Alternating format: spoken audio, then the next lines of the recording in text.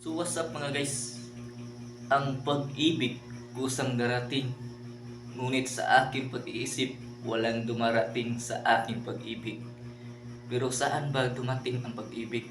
Di ba lahat naman tayo umiibig sa mga taong walang kakwinta-kwintang bagay na hindi nila alam o hindi nila ng pag-iisipan na gusto mo ba siya o hindi.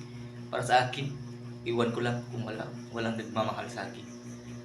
Para sa akin, natatawa ako sa kanilang mga ugali, dahil sa kanilang mga ugali namasdan ninyo ba ang tunay na tao na hindi nyo alam na hindi pala kayo nang minamahal.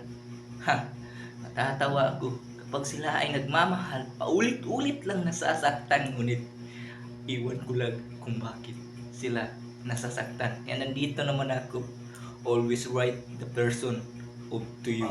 Wow, alam naman natin lahat ng bagay pinagdadaanan ng ating panahon. Sariwa pa ang aking puso, single pa ako. Kahit kailan hindi ko naman naranasan na magmahal. Paulit-ulit lang tayo masasaktan. Kahit kailan hindi mo naman naintindihan kung bakit walang nagmamahal sa akin. Dahil kayo, mapaglaro kayong lahat. Hindi ba lahat?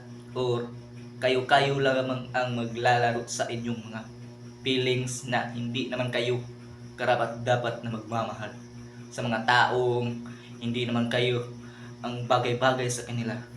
Lahat naman tayo magmamahal. Once ganun magmamahal kayo, doon kayo sa tao, pipiliin kayo yung hindi kayo iiwan, at yung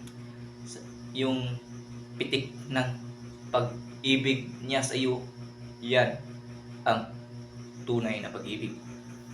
Yan lang po ang aking hugot liners. Char, dadaan ka muna sa akin bago ang iba. Char, yan tuloy, wala kasi akong kachat.